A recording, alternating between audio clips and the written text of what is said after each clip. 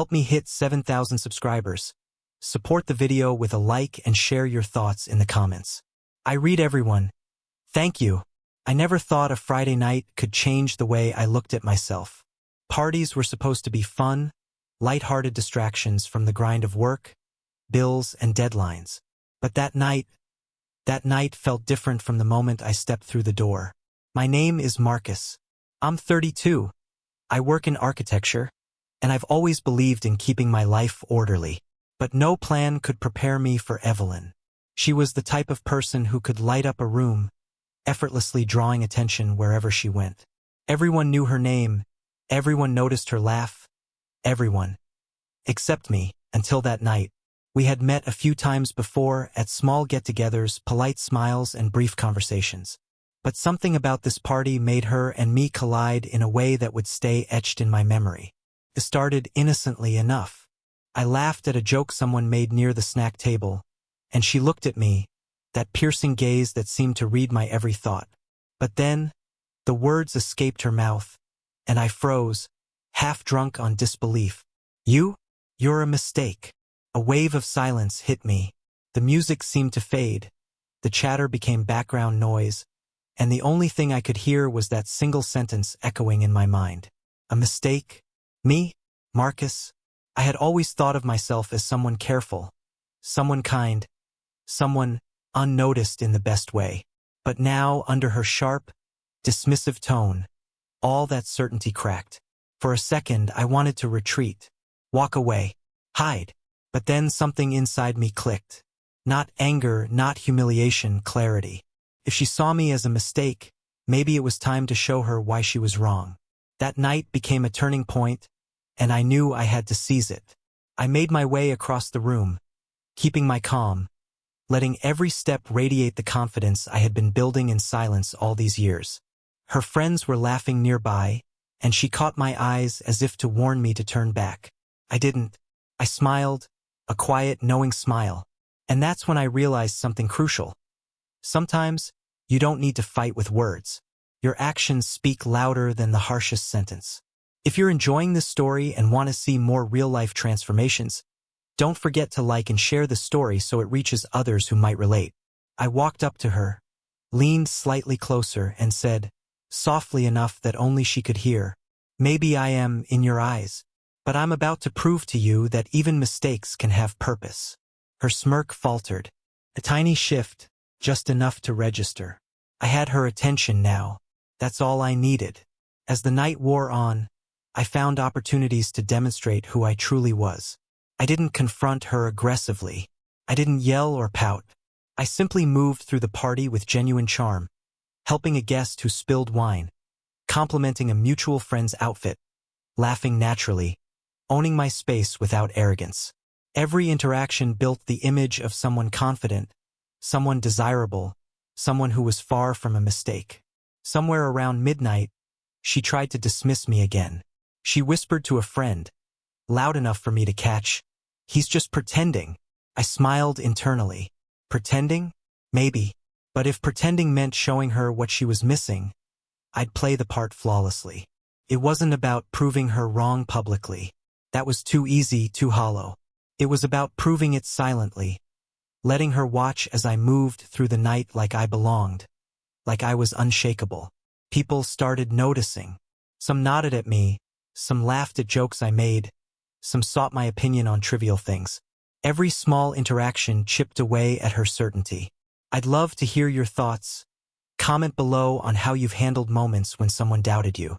Share your story and connect with others. By the time the clock neared 1 a.m., the room had thinned, and most people had gone home or retreated to corners with drinks. Evelyn was seated, eyes following me, and I approached her table calmly. I didn't rush. I didn't hesitate. I simply extended my hand in a gesture that was equal parts confidence and civility. "Marcus," I said softly, "remember earlier? You called me a mistake. Maybe you meant in that moment. But I'm still standing." She laughed nervously. The smirk had vanished, replaced by a flicker of uncertainty. It was enough to show me that perception is fleeting, and that night I held the power. We didn't need an argument. We didn't need a spectacle. just a simple, silent assertion of who I was. And somehow, through the energy I carried, through the quiet strength of my presence, the room seemed to acknowledge it too. Type the word strength in the comments if you've ever turned doubt into motivation. Let's see how many people are standing strong tonight. From that point on, the party became a stage, and I wasn't acting. I was existing as my true self, and she couldn't help but notice. Her eyes followed me as I laughed with friends, as I listened intently to stories, as I helped others. Every small act built the contrast between her initial words and the reality she couldn't ignore. By the time the party was winding down, I realized something important. It wasn't just about proving Evelyn wrong.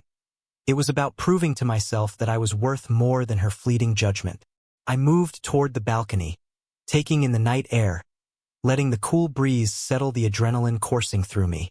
She followed, quietly, hesitating just a step behind. I didn't look at her immediately. I let the silence speak. Sometimes, the absence of words carries more weight than any argument ever could. She finally broke it. You're different than I thought," she said, voice barely above a whisper. I smiled, calm, confident, but not gloating. Different? Maybe. But I've always been this way. You just didn't notice before. The contrast was sharp. Earlier, her words had cut deep, defining me as a mistake in front of everyone. Now, in the quiet, she was the one searching for meaning, unsure how to categorize the man she thought she knew. That shift, subtle, internal, invisible to the crowd, was the victory.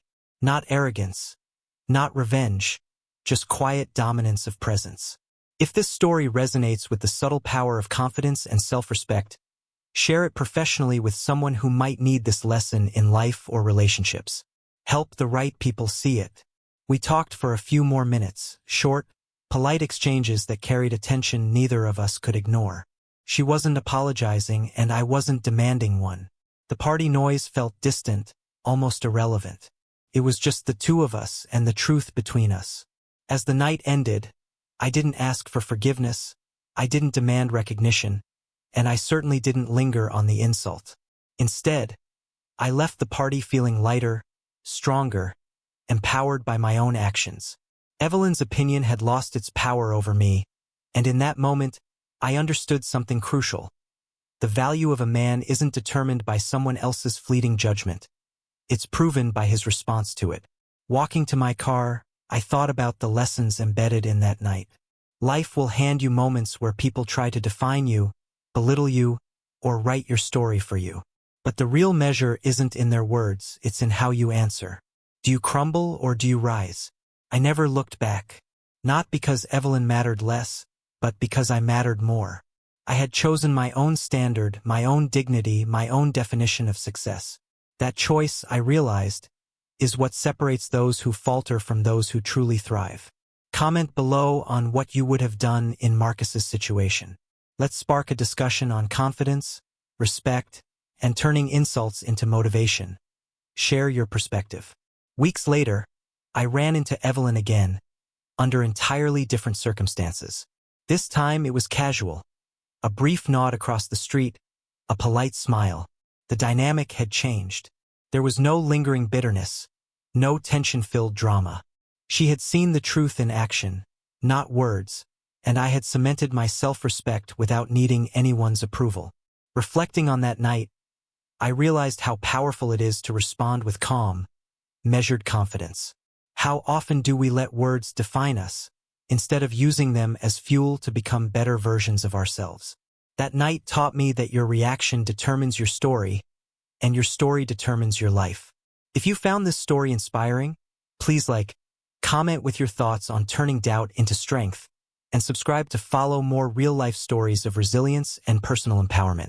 Your engagement helps others see that rising above negativity is possible. In the end, Evelyn's insult became a catalyst. It was never about her. It was about me discovering the quiet power I had always carried but hadn't fully embraced. That night at the party, she called me a mistake. But by the time I walked away, smiling under the stars, I had fixed it in a way no words could undo. By standing tall, by being true, by never looking back. And that, I realized, is the kind of victory that stays with you. The kind that doesn't need applause. The kind that feels like peace, like clarity, like finally owning the life you deserve.